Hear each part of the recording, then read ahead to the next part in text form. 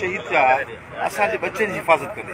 ही क़ौमी असांजा हीरोज़ आहिनि इन्हनि हीरोज़ खे असीं सुरख सलाम कंदा आहियूं। हीअ इमाम हुसैन जे रस्ते ते शहीद थिया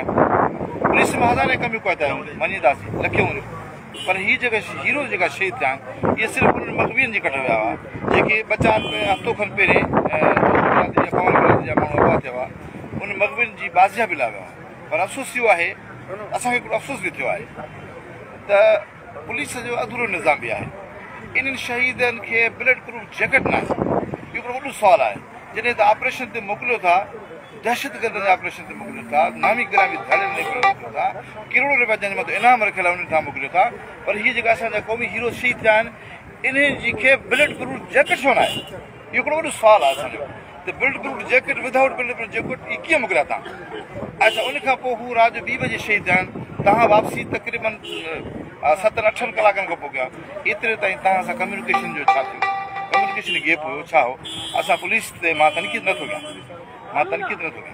मां इस्लाह ख़ातिर हुनखे ॿुधायां थो त जॾहिं तव्हां ऑपरेशन कयो ऑपरेशन स्टेज जी अहिड़ी ठाहियो जीअं असांजो को जवान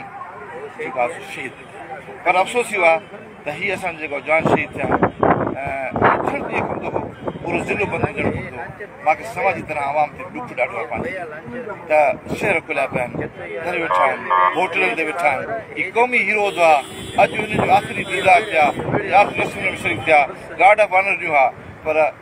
अॼु पूरी मीरपुर डेहरकी उबाड़ो सभु खुलियो पियो आहे कारवां बंदि न थियो आहे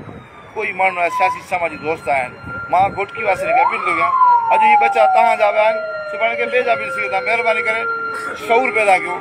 समाजी शऊर आनियो सियासी शऊर आनियो ईअं न थियो जो तव्हां हिकु ॾींहुं खजी वञो वरी तव्हां वापसि बि न थियो छा तुम धाड़ियल आहिनि 100 खां 150 आहिनि असां मुतालबो था कयूं पंहिंजी पाकिस्तान आर्मी खां त गुडू खां वठी केटी बंदर ताईं बेरहमाना रहम वारो न बेरहमाना आर्मी ऑपरेशन कयो वञे वाना वज़ीरिस्तान में ऑपरेशन थी सघे थो हू मुल्क दुश्मन आहिनि ऐं ही बि मुल्क दुश्मन आहे कोई फ़र्क़ु कोन्हे हू जेकॾहिं मुल्क दुश्मन आहिनि त हीअ धाड़ियल बि मुल्क दुश्मन आहे असांजे समाज जो असांजी सियासत जो असांजी तरक़ी जो असांजे मुल्क जी ख़ुशहाली जो रुकावट आहे असां मुतालबो था कयूं त गुडू खां वठी केटी बंदर ताईं बेरहमाना ऑपरेशन कयो वञे जीअं हिन जो को बचो बि न बचे हिन जे पहिरें हिन जा जेके सहूलियतकार आहिनि पुलिस खे ख़बर आहे सहूलियतकार कनि हुनखे गिरफ़्तार कयो उन दहशतगर्द एटीसी कोर्ट मोकिलियो त जीअं असांजो जवान शहीद न थिए अस्सलाम वालेकुम।